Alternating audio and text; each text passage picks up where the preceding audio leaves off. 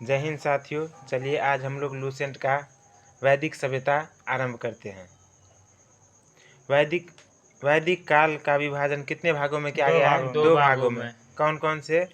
ऋग्वैदिक और उत्तर वैदिक। ऋग्वैदिक और उत्तर वैदिक। कितने भागों में किया गया है विभाजन? दो भागों में। ऋग्वैदिक काल और उत्तर वैदिक काल। 1500 ईसा पूर्व से 1000 ईसा पूर्व तक कौन सा वैदिक काल है? ऋग्वैदिक काल। कौन सा वैदिक काल? ऋग्वैदिक काल। 1000 ईसा पूर्व से 600 ईसा पूर्व तक कौन सा वैदिक काल है? उत्तर वैदिक काल। कौन सा वैदिक काल? उत्तर वैदिक काल। आर्य सर्वप्रथम किस क्षेत्र में आकर बसे? पंजाब एवं अफगानिस्तान में बसे। कहाँ पे? पंजाब एवं अफगानिस्तान में। पंजाब एवं अफगानिस्तान में। मैक्स मूलर ने आर्यों का मूल निवास स्थान कहाँ बताया है? मध्य एशिया को। कहाँ बताया है? मध्य एशिया को। मैक्स मूलर ने आर्यों का मूल निवास स्थान मध्य एशिया को बताया। कहाँ बताया है? मध्य एशिया को। आर्यों द्वारा निर्मित सभ्यता कौन सी सभ्यता है? वैदिक सभ्यता। आर्यों द्वारा निर्मित सभ्यता कौन सी सभ्यता कहलाती है? वैदिक सभ्यता कहलाती है। कौन सी सभ्यता कहलाती है? वैदिक सभ्यता। वैदिक सभ्यता किसके द्वारा निर्मित कहलाती है? आर्यों द्वारा। यह एक कैसी सभ्यता थी? ग्रामीण सभ्यता। कैसी सभ्यता थी? ग्रामीण सभ्यता। आर्यों द्वारा निर्मित सभ्यता कैसी सभ्यता थी? ग्रामीण सभ्यता। आर्यों द्वारा निर्मित सभ्यता कैसी सभ्यता थी? ग्रामीण सभ्यता। आर्यों की भाषा कौन सी थी? संस्कृत भाषा। आर्यों की भाषा कौन सी थी? संस्कृत भाषा। आर्यों की भाषा कौन सी थी? संस्कृत भाषा थी। आर्य शब्द भाषा समूह को इंगित करता है। आर्य शब्द किसको इंगित करता है? भाषा समूह को इंगित करता है। आर्यों के प्रशासनिक इकाई आरोही क्रम में इन 5 भागों में बांटे। कितने भागों में बांटे गए हैं? 5 भागों में। कुल ग्राम, विश्व, जन और राष्ट्र। कुल ग्राम, विश्व, जन और राष्ट्र। कुल ग्राम, विश्व, जन और राष्ट्र। यानी कि 5 भागों में सबसे छोटा भाग कौन सा है? कुल। कौन सा? कुल। और सबसे बड़ा भाग राष्ट्र। सबसे बड़ा भाग राष्ट्र। कितने भागों में बांटा गया है? 5 भागों में। 5 भागों में बांटा गया है। ग्राम के मुखिया क्या कहलाते थे? ग्रामीणी कहलाते थे। क्या कहलाते थे? ग्रामीणी। ग्राम के मुखिया क्या कहलाते थे? ग्रामीणी कहलाते थे। विश्व का प्रधान क्या कहलाते थे? विश्वपति। विश्व का प्रधान क्या कहलाते थे? विश्वपति कहलाते थे। क्या कहलाते थे? विश्वपति कहलाते थे। क्या कहलाते थे? विश्वपति कहलाते थे। जन के शासक क्या कहलाते थे? राजन। जन के शासक क्या कहलाते थे? राजन कहलाते। जन के शासक राजन कहलाते। जन के शासक क्या कहलाते थे? राजन। राज्याधिकारियों में पुरोहित एवं सेनानी प्रमुख थे। राज्याधिकारियों में कौन प्रमुख थे? पुरोहित एवं सेनानी। मतलब राजा के दरबार में जितने भी प्रमुख व्यक्ति होते थे उनमें कौन प्रमुख होता था? पुरोहित और सेनानी। पुरोहित और सेना। वरिष्ठ नाम का जो व्यक्ति था वो रूढ़िवादी थे एवं विश्वामित्र कैसे थे? उदारवादी पुरोहित थे। वशिष्ठ रूढ़िवादी। वशिष्ठ जो है ना रूढ़िवादी पुरोहित थे। कैसे पुरोहित थे? रूढ़िवादी पुरोहित थे। वशिष्ठ रूढ़िवादी पुरोहित थे और विश्वामित्र कैसे पुरोहित थे? उदारवादी पुरोहित थे। कैसे पुरोहित थे? उदारवादी पुरोहित। कैसे पुरोहित? उदारवादी पुरोहित। पूरब दुर्गपति एवं स्पष्ट जनता की गतिविधियों को देखने वाले गुप्तचर होते थे। पूरब कौन होते थे? दुर्गपति। पूरब दुर्गपति होते थे। पूरब कौन होते थे? दुर्गपति। पूरब कौन होते थे? दुर्गपति। यानी कि राजा का जो दुर्ग होता था ना, किला, उसका जो देखभाल करने वाला होता तो कौन होता था? दुर्गपति। क्या कौन होता था? दुर्गपति। एवं स्पष्ट क्या जनता का जो गुप्तचरी करता था वो क्या कहलाता था? स्पष्ट। क्या कहलाता था? स्पष्ट कहलाता था। बाजपति किस भूमि का प्रधान होता था? गोचर भूमि का अधिकारी। बाजपति किस भूमि का? गोचर भूमि का अधिकारी होता था। किस भूमि का? गोचर भूमि। गोचर भूमि का मतलब हो गया जो भूमि गाय के चरने योग्य हो। समझ गए ना? गोचर भूमि। यानी बाजपति किस भूमि का अधिकारी होता था? गोचर भूमि का। किस भूमि का? गोचर भूमि का। उग्र नाम का जो अधिकारी था उसका क्या काम था? अपराधियों को पकड़ने का कार्य। अपराधियों को पकड़ने का काम क्या था? अपराधियों को पकड़ने का कार्य किसका था? उग्र का। किसका कार्य था? उग्र का। किसका कार्य? उग्र का। यानी अपराधी को बोलते हैं ना उग्रवादी। यानी उग्रवादियों को जो पकड़ता था वो क्या कहलाता था? उग्र कहलाता था। यानी कि उग्रवादियों को, अपराधियों को पकड़ने वाला कर्मचारी क्या कहलाता था?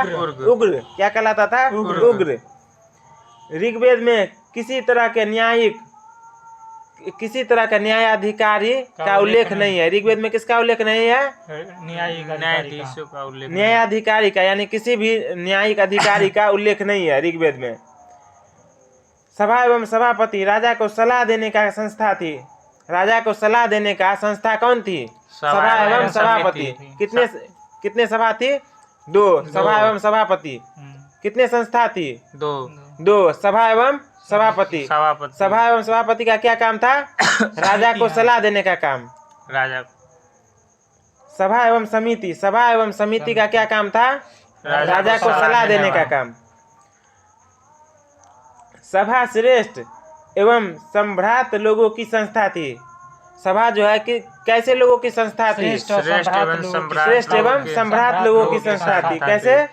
श्रेष्ठ एवं सम्भ्रात लोगों की संस्था थी। जबकि समिति सामान्य जनता का प्रतिनिधित्व करती थी। समिति जो है कैसे जनता का प्रतिनिधित्व करती थी? सामान्य जनता का। कैसे जनता का? सामान्य जनता का प्रतिनिधित्व कौन करती थी? समिति। कौन करती थी? समिति। इसके अध्यक्ष को ईशान कहा जाता था। क्या कहा जाता था? ईशान कहा जाता। समिति के अध्यक्ष को क्या कहा जाता था? ईशान कहा जाता था। क्या कहा जाता था? ईशान। स्त्रियां सभा एवं समितियों में भाग ले सकती थी या नहीं ले सकती थी? ले सकती थी। स्त्रियां सभा एवं समितियों में भाग ले सकती थी। युद्ध में कबीले का नेतृत्व कौन करता था? राजा।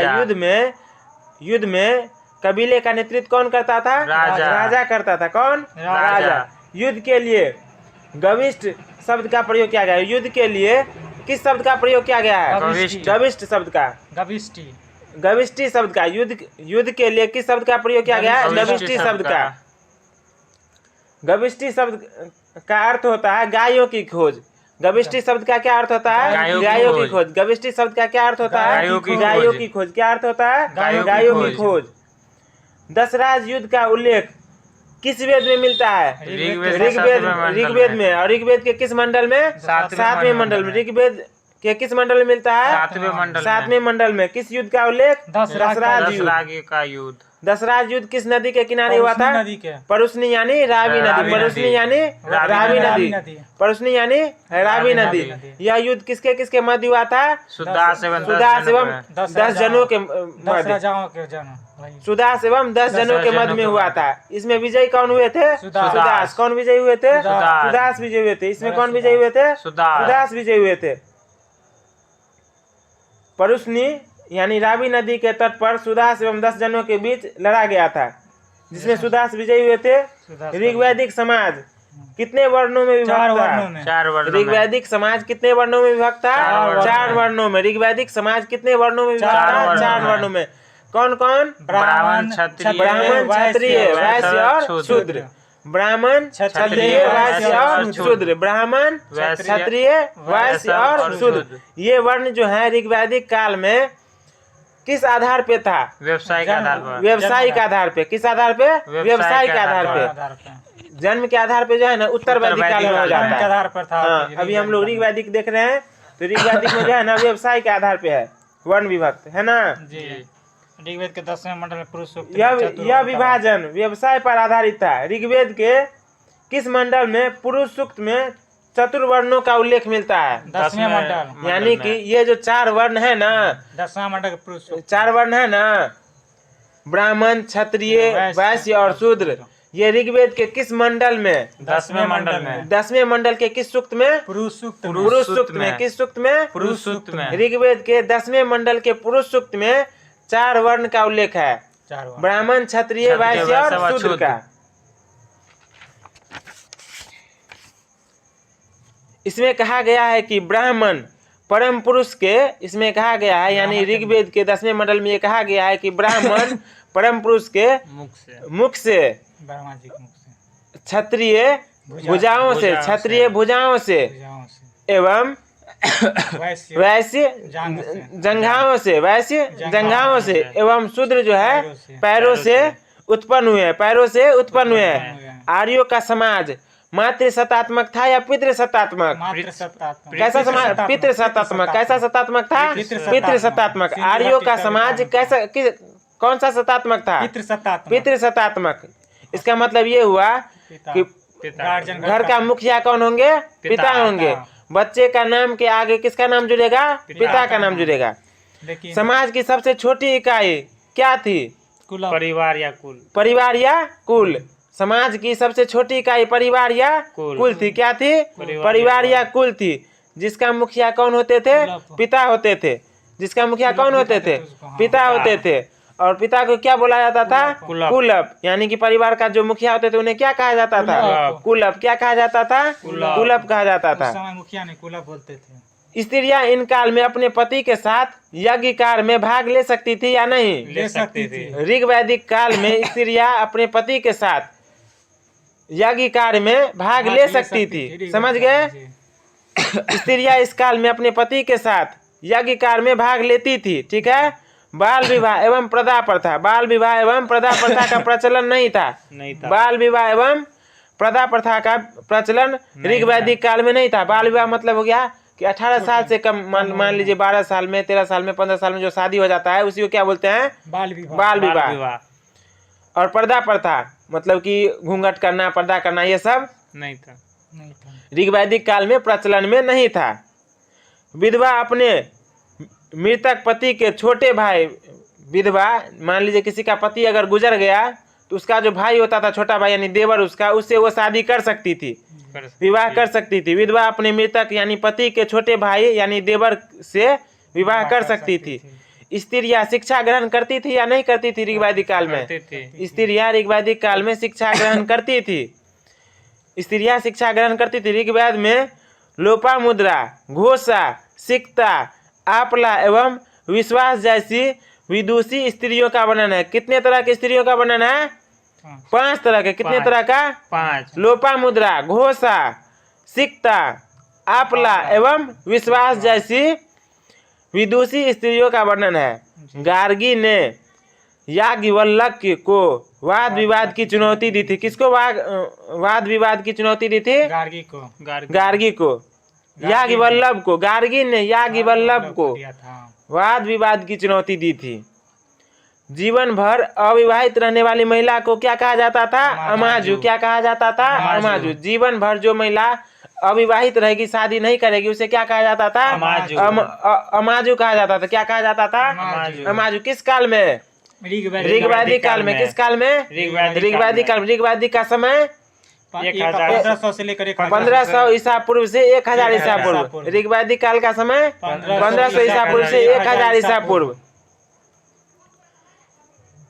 जीविकोपार्जन के लिए वेद वेदांग पढ़ाने वाले अध्यापक क्या कहलाते थे? उपाध्याय कहलाते थे। क्या कहलाते थे? मतलब जीवन यापन करने के लिए जो भी टीचर होते थे, अध्यापक होते थे, वो वेद वेदांग पढ़ाते थे। क्या पढ़ाते थे? वेद वेदांग।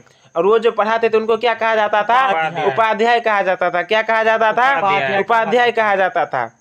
आर्यों का मुख्य पेय पदार्थ क्या था? सोमरस। आर्यों का मुख्य पेय पदार्थ क्या था? सोमरस था। क्या था? सोमरस था। क्या था? जैसे अभी हम लोग शैंपेन, विस्की, वोडका ये सब प्रचलित है ना, लेकिन उस समय क्या था? सोमरस। सोमरस किससे बनता था? यह वनस्पति से बनता था। किससे बनता था? वनस्पति से बनता था। सोमरस किससे बनता था? वनस्पति से बनता था। आर्य मुख्यतः कितने प्रकार के वस्त्रों का उपयोग करते थे?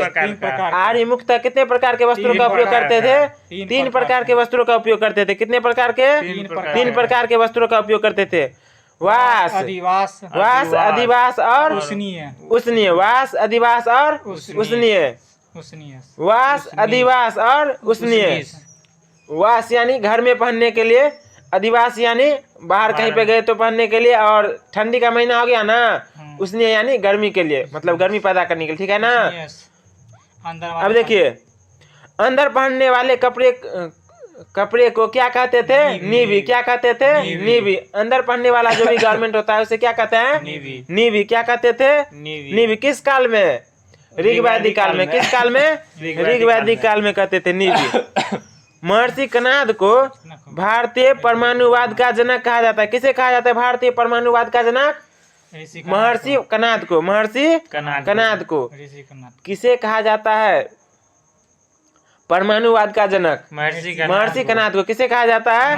महर्षि कनाद को। किसे कहा जाता है? महर्षि कनाद को। महर्षि कनाद को क्या कहा जाता है? परमाणु का जनक, परमाणुवाद का जनक, परमाणुवाद का जनक।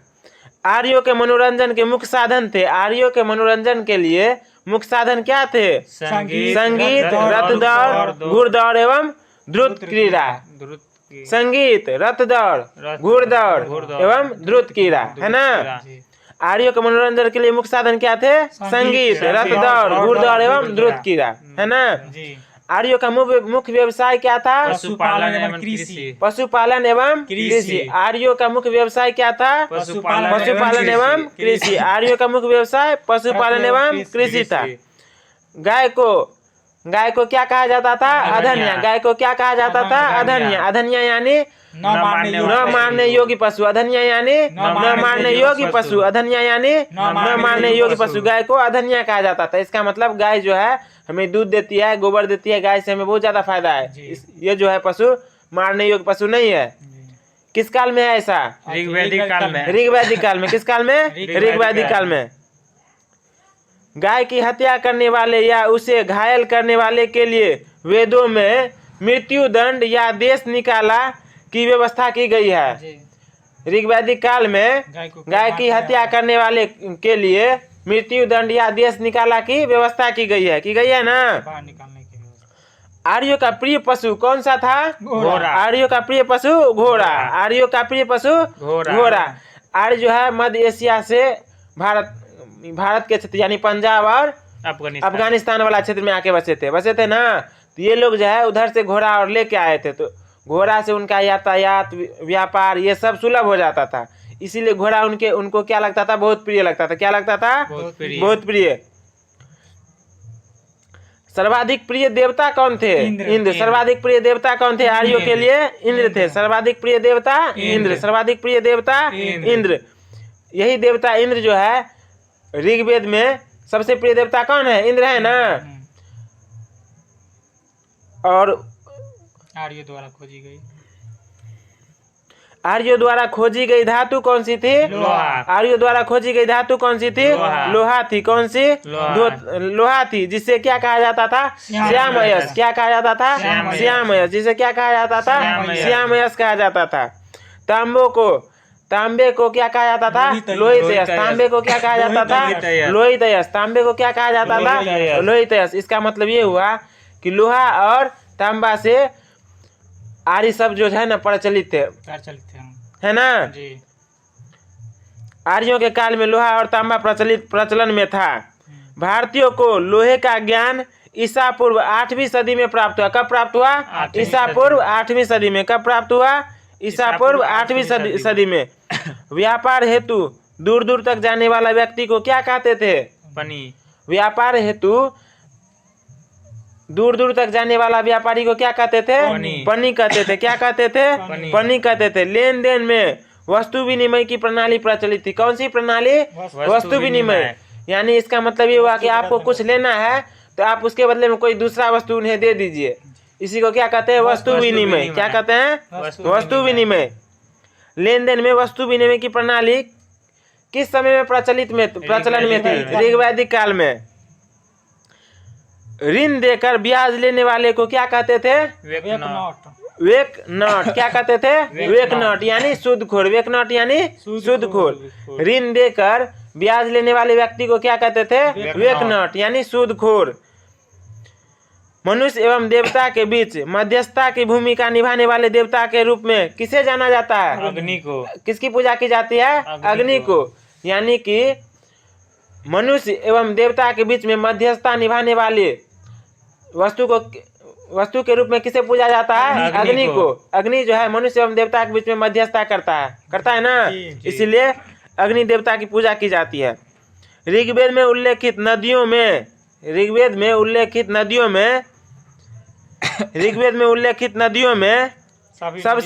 सबसे पवित्र मानी जाने वाली कौन सी नदी है? सरस्वती नदी। ऋग्वेद में उल्लेखित सभी नदी में सबसे पवित्र नदी कौन सी है? सरस्वती। सरस्वती नदी। कौन सी? सरस्वती नदी।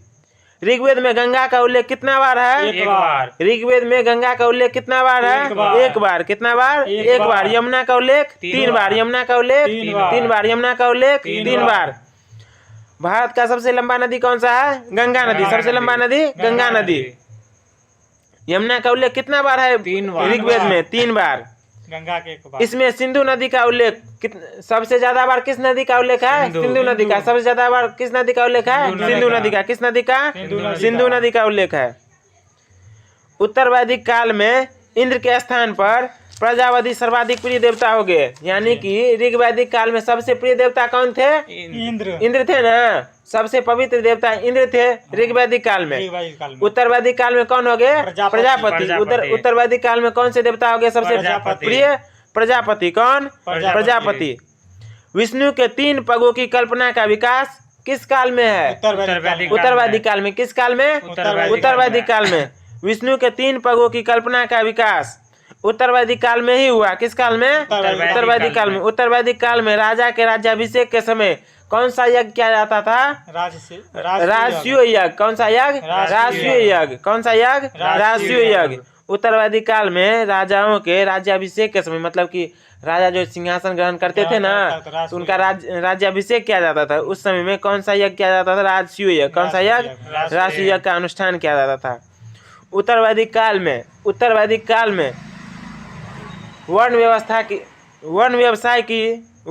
व्यवसाय की बजाय जन्म के आधार पर निर्धारित होने लगी।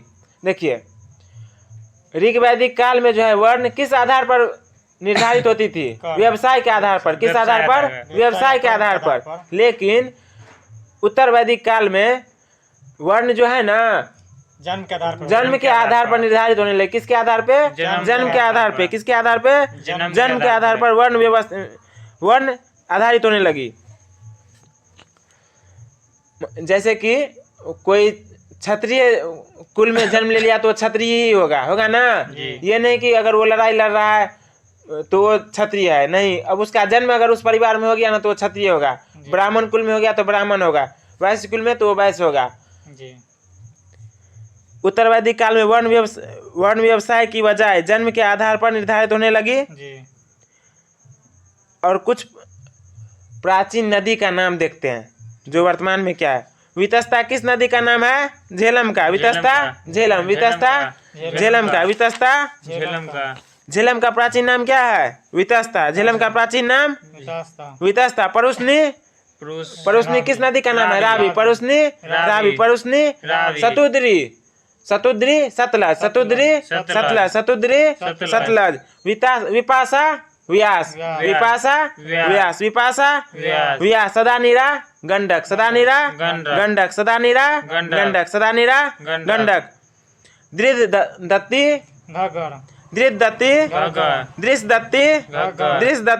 घग्गर। गोमती सुवस्तु स्वात। वितस्ता झेलम। आस्किनी सतुद्री सतलज। विपाशा सदानीरा दृष्टदत्ती घग्गर।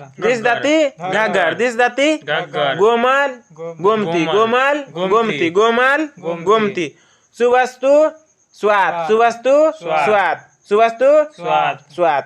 देखिए, अब हम देवता का नाम आप लोगों को बताना, ठीक है ना। ऋग्वैदिक कालीन देवता यानी कि युद्ध का नेता एवं वर्षा का देवता किसे कहा जाता है? इंद्र को। युद्ध का नेता एवं वर्षा का देवता किसे कहा जाता है? इंद्र को। युद्ध का नेता एवं वर्षा का देवता इंद्र को कहा जाता है। किसे कहा जाता है? इंद्र को। देवता एवं मनुष्य के बीच मध्यस्थता करने का देवता किसे कहा जाता है? अग्नि को। किसे कहा जाता है? अग्नि को। देवता एवं मनुष्य के बीच मध्यस्थता करने वाला देवता किसे कहा जाता है? अग्निदेव को। किसे? अग्निदेव को। पृथ्वी एवं सूर्य के निर्माता किसे कहा जाता है? पृथ्वी एवं सूर्य के निर्माता किसे कहा जाता है? वरुण को। पृथ्वी एवं सूर्य का निर्माता वरुण। पृथ्वी एवं सूर्य का निर्माता वरुण को। पृथ्वी एवं सूर्य का निर्माता वरुण को। समुद्र का देवता वरुण। समुद्र का देवता वरुण। समुद्र का देवता वरुण। समुद्र का देवता वरुण। विश्व के नियामक एवं शासक विश्व के नियामक एवं शासक वरुण को। विश्व के नियामक एवं शासक वरुण को। सत्य का प्रतीक वरुण को। सत्य का प्रतीक वरुण को। सत्य का प्रतीक वरुण को। सत्य का प्रतीक वरुण को। ऋतु परिवर्तन एवं दिन रात का कर्ता वरुण। ऋतु का परिवर्तन एवं दिन रात का कर्ता वरुण। ऋतु का परिवर्तन एवं दिन रात का कर्ता वरुण। वनस्पति देवता किसे कहा जाता है? सोम को। वनस्पति देवता सोम को। वनस्पति देवता सोम को। वनस्पति देवता सोम को। आकाश का देवता घाव को। आकाश की देवता घाव को। आकाश की देवता घाव को। प्रगति एवं उत्थान देवता उषा। प्रगति एवं उत्थान देवता उषा। प्रगति एवं उत्थान देवता उषा। प्रगति एवं उत्थान देवता उषा। प्रगति एवं उत्थान देवता उषा। विपत्तियों को हरने वाले देवता आश्विन। विपत्तियों को हरने वाला देवता आश्विन। विपत्तियों को हरने वाला देवता कौन है? आश्विन। विपत्तियों को हरने वाला देवता आश्विन, यानी जो सबका विपत्ति हर ले वो आश्विन। पशुओं का देवता पूषण। पशुओं का देवता पूषण। पशुओं का देवता पूषण। पशुओं का देवता पूषण। पशुओं का देवता पूषण। विश्व के संरक्षण एवं पालन करता विष्णु। विश्व के संरक्षण एवं पालन करता विष्णु देवता। विश्व के संरक्षण एवं पालन करता विष्णुदेव। आंधी तूफान का देवता मरुत। आंधी तूफान का देवता मरुत। आंधी तूफान का देवता मरुत देव। आंधी तूफान का देवता मरुत देव। आंधी तूफान का देवता मरुत देव। उत्तर वैदिक काल में हल को सिरा व हल रेखा को क्या कहा जाता था? सीता। उत्तर वैदिक काल में हल को क्या कहा जाता था? सिरा। हल को क्या कहा जाता था? सिरा। उत्तर वैदिक काल में हल को क्या कहा जाता था? सिरा। हल को सिरा। वो हल रेखा को क्या कहा जाता था? सीता। हल रेखा को सीता कहा जाता। हल रेखा को सीता कहा जाता था। उत्तर वैदिक काल में निष्क और शतमान मुद्रा की इकाइयां थी। उत्तर वैदिक काल में मुद्रा की क्या इकाइयां थी? निष्क एवं शतमान। उत्तर वैदिक काल में मुद्रा की इकाइयां क्या थी? निष्क एवं शतमान। निष्क एवं शतमान। निष्क एवं शतमान। निष्क एवं शतमान। सिक्कों के चलन का कोई प्रमाण नहीं मिलता। सिक्कों के चलन का कोई प्रमाण मिलता है उत्तर वैदिक काल से? नहीं मिलता है। कोई प्रमाण नहीं मिलता है। सांख्य दर्शन भारत के सभी दर्शनों में सबसे प्राचीन है। सांख्य दर्शन भारत के सभी दर्शनों में क्या है? सबसे प्राचीन है। सांख्य दर्शन भारत के सभी दर्शनों में सबसे प्राचीन है। इसके अनुसार मूल तत्व 25 है। इसके अनुसार मूल तत्व कितने हैं? 25 है। इसके अनुसार किसके अनुसार? सांख्य दर्शन के अनुसार। सांख्य दर्शन के अनुसार मूल तत्व कितने हैं? 25। कितने हैं? 25 है। जिसमें प्रकृति पहला तत्व है। जिसमें प्रकृति क्या है? पहला तत्व। जिसमें प्रकृति पहला तत्व है। जिसमें प्रकृति पहला तत्व है। सत्यमेव जयते। सत्यमेव जयते किस निषद से लिया गया है? मुंडकोपनिषद से। किस निषद से? मुंडकोपनिषद। सत्यमेव जयते किस लिपि में लिखा रहता है? देवनागरी लिपि में। किस लिपि में? देवनागरी लिपि में। सत्यमेव जयते किस निषद से लिया गया है? मुंडकोपनिषद से। किस निषद से? मुंडकोपनिषद से। इसी उपनिषद में यज्ञ की तुलना टूटी नाव से की गई है। किस नाव से? फूटी नाव से। किस उपनिषद में? मुंडकोपनिषद में। मुंडकोपनिषद में यज्ञ की तुलना किससे की गई है? फूटी नाव से। किस नाव से? फूटी नाव से। फूटी नाव से किसकी तुलना की गई है? फूटी नाव से किसकी तुलना की गई है? यज्ञ की। किसकी तुलना? यज्ञ की।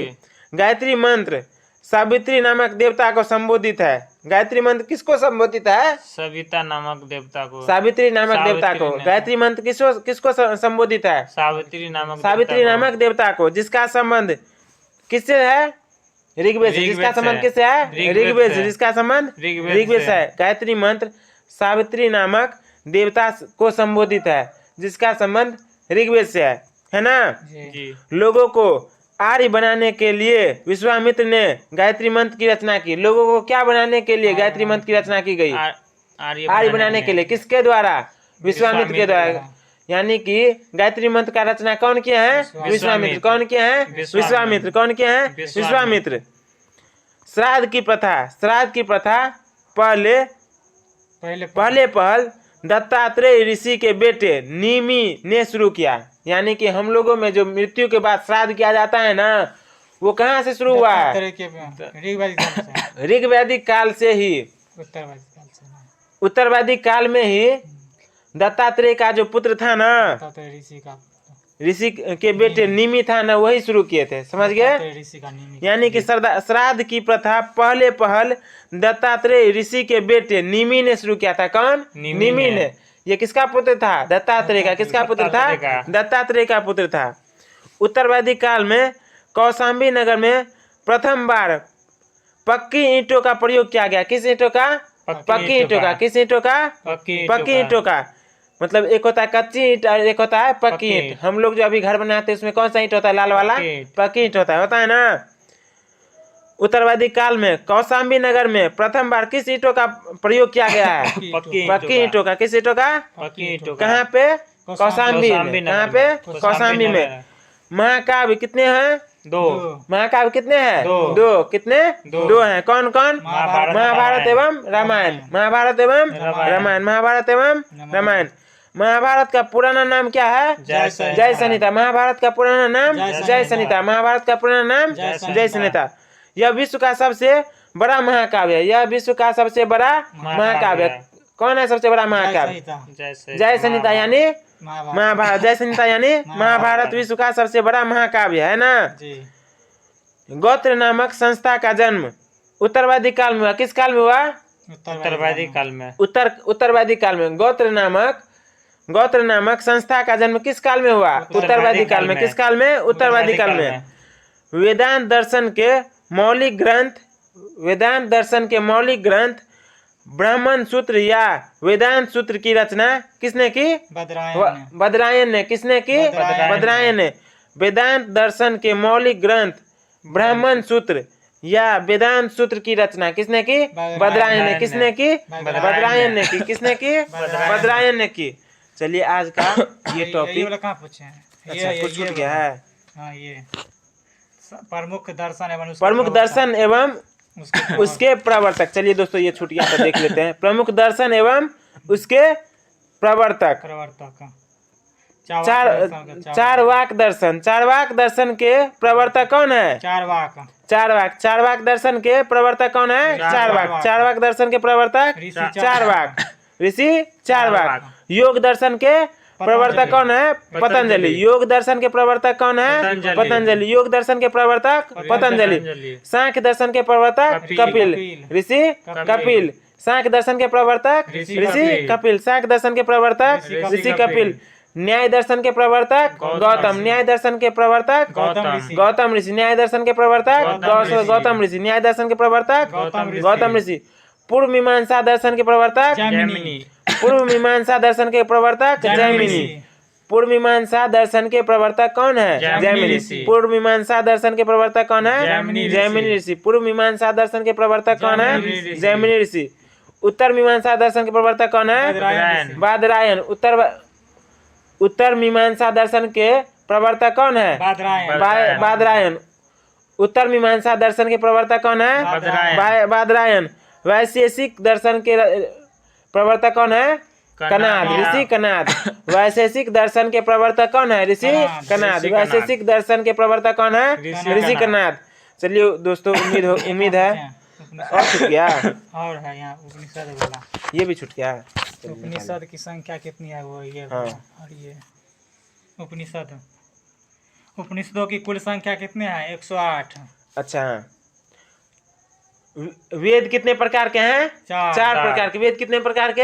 4 प्रकार के। वेदांग कितने प्रकार के? 6 प्रकार के। वेदांग कितने प्रकार के? 6 प्रकार के। वेदांग कितने प्रकार के?